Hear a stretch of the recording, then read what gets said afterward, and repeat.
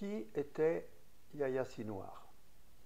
Révélé à l'opinion publique à la suite de sa nomination à la tête du Hamas après l'assassinat par Israël d'Ismaël Haniyeh le 31 juillet 2024, Yahya Sinwar apparaît quasiment inconnu aux yeux des médias. Certains en dressent le portrait d'un monstre, au mépris des informations disponibles, nabo, arrogant, psychopathe, errant, à demi-fou, terré dans les tunnels de Gaza, architecte de la terreur, intransigeant, radical, cruel, etc. Les auteurs de ces qualificatifs se reconnaîtront. Mais qu'en est-il exactement? Yahya Sinwar est né en 1962 à Gaza de parents réfugiés de 1948. Sensibilisé comme tous les Palestiniens à la chose politique depuis l'enfance, à peine lycéen, il est attiré dans le groupe des supporters d'un maître émergent, charismatique et visionnaire, le cheikh Ahmed Yassine. En effet, les futurs sympathisants ou leaders du mouvement Hamas, presque toutes les figures de l'islam politique palestinien ont été des élèves, des disciples, des confidents, des conseillers, des fidèles d'Ahmed Yassine. Un maître fait de force et de faiblesse, paralysé des 4 membres depuis l'âge de 16 ans, qui s'inspire des luttes anticolonialistes égyptiennes en entendant construire un nouveau mode de pensée et d'action émancipatrice basé sur des valeurs, une histoire, une philosophie, une religion, une culture ancrée au territoire de la Palestine. Convaincu que la libération est une affaire de temps, de génération, Ahmed Yassine prend son essor après la mort de Nasser en 1971. Au travers de ses prêches, ses réceptions, le cheikh se concentre sur les jeunes, dont font partie notamment Yahya Sinwar, Abdelaziz Rantissi, Ismaël Haniyeh, Moussa Abou Marzouk, Salah Shehadeh, Imad El Faloudji, Rawi Mustafa, Hamed Youssef, Bassem Naïm, et aussi brièvement Fatih Choukaki qui fondera plus tard le djihad islamique. S'engage par la suite à Gaza une lutte sévère pour le contrôle d'une université naissante devenue indispensable depuis 1967 du fait de la perte d'accès des étudiants aux universités égyptiennes. Yahya Sinwar y étudie la langue arabe tout en constituant le syndicat des étudiants islamistes qui gagne les élections universitaires de 1985. Certains prétendent que le mouvement du cheikh Yassine, la Mujama Islamiyya, ancêtre du Hamas, serait alors un mouvement purement quiétiste, social et religieux, s'interdisant le recours à la résistance armée. Les paroles du cheikh, ainsi que le témoignage de nombreux de ses contemporains, contredisent cette thèse. La déroute des forces armées de l'OLP, expulsées de Jordanie en 1970, puis du Liban en 1982, n'incite pas à conduire une guérilla ouverte. La lutte armée sera pour plus tard, mais la collecte des armes commence dès 1982 ou 1983. En effet, pour le cheikh et ses partisans, la société palestinienne est menacée de l'intérieur. Israël recrute alors nombre d'indicateurs, d'espions au sein de la population, avec 2 moyens bien connus, l'argent et le chantage. Celui-ci consiste, bien classiquement, à prendre des photos de Palestiniens en présence féminine. Dans une société très stricte sur le plan des rapports hommes-femmes, les photos compromettantes, entre guillemets, permettent de multiplier les indicateurs. C'est pour lutter contre ce phénomène que Yahya Sinwar et l'un de ses collègues fondent, à l'initiative du cheikh Yassine, la première cellule de sécurité, entre guillemets, cellule de sécurité, en 1983. Sinwar est responsable de la moitié sud de la bande de Gaza. Il ne s'agit pas d'une brigade des mœurs, entre guillemets, comme l'indiquent encore aujourd'hui certains. Comme toutes les familles palestiniennes, Yahya Sinwar est également obsédé par la politique d'incarcération israélienne, avec pour les longues peines un seul espoir de libération, un échange de prisonniers. C'est en 1987, avant le début de la première intifada, et à la suite d'une tournée nocturne à l'intérieur des frontières de 1948, puis en Cisjordanie, que Yahya Sinwar et son collègue imaginent de capturer des soldats israéliens faisant de l'autostop afin de les échanger contre des prisonniers palestiniens incarcérés en Israël. En 1988, Yahya Sinwar est arrêté et condamné par un tribunal militaire à 4 détentions à perpétuité, c'est-à-dire, selon les verdicts israéliens de l'époque, qu'il est accusé de l'exécution de 4 espions palestiniens renseignant Israël. Et c'est en 1989, alors que Sinwar est incarcéré, que sont capturés le 16 février puis le 2 mai 2 soldats israéliens pour une tentative d'échange. Suit alors une campagne d'arrestation massive, incluant le 18 mai 1989 celle d'Ahmed Yassine. En prison, Yahya Sinwar étudie, apprend parfaitement l'hébreu, réfléchit, anime des groupes de prisonniers, écrit même un roman. Sa pensée politique est accessible dans un document de 2006. Il s'agit d'une interview donnée en prison et donc avec l'autorisation des autorités israéliennes et à la suite de la victoire du Hamas aux élections parlementaires. Yahya Sinwar nous parle. Nous comprenons bien qu'Israël dispose de l'arme nucléaire et de l'aviation militaire la plus puissante de la région. Nous savons que nous n'avons pas la capacité de détruire Israël. Notre position est que nous soutiendrons tout ce qui contribuera au calme dans la région.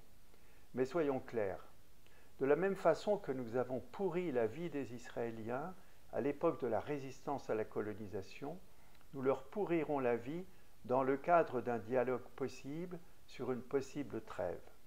Car nous maintiendrons nos positions, nous ne mènerons pas de négociations simples et faciles, nous serons entêtés, nous leur mènerons la vie dure.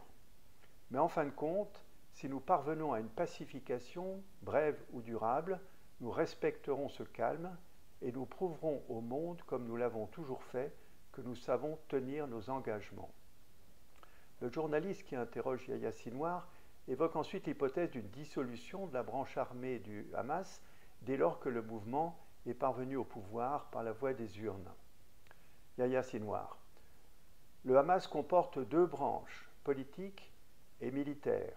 Israël n'a pas respecté notre plan politique et a tué le cheikh Yassine, ainsi que d'autres personnalités politiques de premier plan du Hamas. J'espère que nous parviendrons à une trêve, mais les Israéliens doivent comprendre que nous ne sommes pas des fans du sionisme. De la même façon, les Israéliens n'attendent pas des Palestiniens qui les aiment. Chacun doit accepter l'autre tel qu'il est. Nous demandons aux Israéliens de comprendre notre position. Nous ne reconnaîtrons pas l'État d'Israël, mais nous sommes prêts à adhérer à une trêve sur le long terme. Une trêve qui apportera accalmie et prospérité dans la région, au moins pour notre génération et la génération suivante. Le journaliste pose la question, le Hamas est-il capable de diriger seul? Yahya Sinwar. Je ne peux pas dire cela, car cela pourrait blesser nos frères qui n'ont pas réussi. Mais je pense qu'aujourd'hui, les médias israéliens doivent orienter leur communication sur la question de la trêve. Les instituts de sondage doivent questionner les Israéliens sur la volonté d'opter pour une trêve avec le Hamas. Il faut aussi demander aux candidats aux prochaines élections en Israël s'ils sont prêts à envisager et à mettre ce dossier au cœur des discussions politiques. Travail sur le long terme, notion de génération, reconnaissance des Israéliens sans reconnaissance d'un État israélien, main tendue aux autres factions politiques palestiniennes pour travailler ensemble, et aussi à l'opinion israélienne de réfléchir à la notion de trêve de longue durée, toutes ces propositions qui demeurent les siennes, comme celle du mouvement du Hamas en 2024. En 2011, à la suite de 6 années de négociations, Yahya Sinwar est libéré en échange avec 1027 autres prisonniers, en échange contre le soldat franco-israélien Gilad Shalit. En 2017, Sinwar est élu chef du bureau politique du Hamas à Gaza. Il donne en 2018 une longue interview à une journaliste italienne, Francesca Bori, l'occasion de revenir sur la notion d'emprisonnement pour quelqu'un qui a déjà passé 23 ans en prison. Ce n'est, dit Yahya Sinwar, ce n'est qu'en prison que vous rencontrez enfin d'autres Palestiniens et que vous avez le temps de parler. Vous pensez aussi à vous-même, de ce en quoi vous croyez, du prix que vous êtes prêt à payer. Mais c'est comme si maintenant je vous demandais qu'avez-vous appris de la guerre. Vous diriez beaucoup. Vous diriez que la guerre vous a construit. Mais c'est sûr que vous aimeriez ne jamais avoir été en guerre. J'ai beaucoup appris, oui, mais je ne souhaite la prison à personne, pas même à ceux qui aujourd'hui, de l'autre côté de ces barbelés, nous renversent comme des quilles de bowling et rient. Ils ne réalisent pas qu'ils pourraient finir dans 25 ans à La Haye, à la Cour pénale internationale. Parce qu'encore une fois, il n'y a pas d'avenir sans justice. Et nous demanderons justice. En vertu du droit international, nous avons tous le droit de résister à l'occupation. Mais le tribunal est le tribunal, bien sûr, et il travaillera sur tout ce qu'il devra travailler. Et pourtant, son rôle est essentiel, et pas seulement pour punir les criminels, pour les victimes également, car seul un procès permet de reconstituer ce qui s'est passé réellement et contribue à l'apaisement. En matière de deuil, aucune tierce personne ne peut remplacer les victimes. Et comme nouveau dirigeant du Hamas de Gaza, dans le même entretien, Yahya Sinwar précise son nouveau rôle. D'abord, je ne suis pas le chef d'une milice, je suis le chef du Hamas à Gaza. De quelque chose de beaucoup plus complexe qu'une milice, c'est un mouvement de libération nationale. Et mon devoir principal est d'agir dans l'intérêt de mon peuple, de le défendre et de défendre son droit à la liberté. Et je ne dis pas que je ne m'abattrai pas non plus, je ne veux plus de guerre, je veux que le siège prenne fin. Vous marchez jusqu'à la plage au coucher du soleil et vous voyez tous ces adolescents sur le rivage qui discutent et se demandent à quoi ressemble le monde de l'autre côté de la mer. À quoi ressemble la vie? Ces jeunes, je veux qu'ils soient libres. Je ne suis jamais allé à la guerre. La guerre est venue à moi. Le siège est un type de guerre. C'est juste une guerre par d'autres moyens. Et c'est aussi un crime au regard du droit international.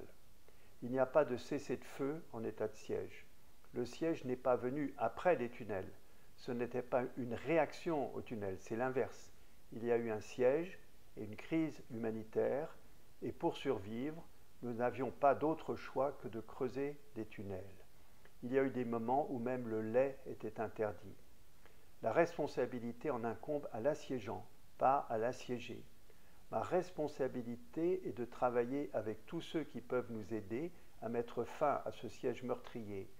Gaza ne peut pas continuer comme cela, la situation est insoutenable, une escalade est inévitable. Malheureusement, nous ne faisons la une des journaux qu'avec du sang. Pas de sang, pas de nouvelles. Mais le problème n'est pas notre résistance, c'est leur occupation. Sans occupation, nous n'aurions pas de roquettes, nous n'aurions pas de pierres, pas de cocktail Molotov, rien. Les cerfs-volants ne sont pas une arme, tout au plus ils mettent le feu à un champ, un extincteur et c'est fini. Ils ne sont pas une arme, ils sont un message. Ces cerfs-volants disent « Vous êtes immensément plus puissants, mais vous ne gagnerez jamais ». Notre stratégie actuelle, je veux dire le Hamas, le Fatah, tous ensemble, un État dans les frontières de 1967, avec Jérusalem comme capitale, et avec le droit au retour pour les réfugiés, bien entendu. Et on continue à nous demander pourquoi n'acceptez-vous pas les frontières de 1967? Le problème n'est pas de notre côté. Vous, les Occidentaux, vous avez honoré les accords d'Oslo avec un prix Nobel de la paix et vous avez disparu. Personne n'a surveillé leur mise en œuvre. Un cessez-le-feu n'est pas pour le Hamas ou le Fatah, c'est pour Gaza. Ce qui compte, c'est que vous réalisiez enfin que le Hamas est là, qu'il existe, qu'il n'y a pas d'avenir sans le Hamas, qu'il n'y a pas d'accord possible, parce que nous faisons partie intégrante de cette société, même si nous perdons les prochaines élections. Mais nous sommes un morceau de la Palestine, un morceau de l'histoire de l'ensemble du monde arabe, qui comprend aussi bien des islamistes que des laïcs, des nationalistes, des personnes de gauche. Les Occidentaux nous considèrent encore comme un groupe armé et rien de plus. Ils n'ont aucune idée de ce à quoi ressemble vraiment le Hamas. Ils s'obnubilent sur la résistance armée, sur les moyens plutôt que sur l'objectif, qui est un État basé sur la démocratie, le pluralisme, la coopération, un État qui protège les droits et la liberté, où les différences sont affrontées par des mots et non des armes à feu. Le 31 juillet 2024, le chef suprême du Hamas, Ismail Haniyeh, est assassiné à Téhéran par Israël. Yahya Sinwar lui succède. Il périt à son tour le 17 octobre 2024.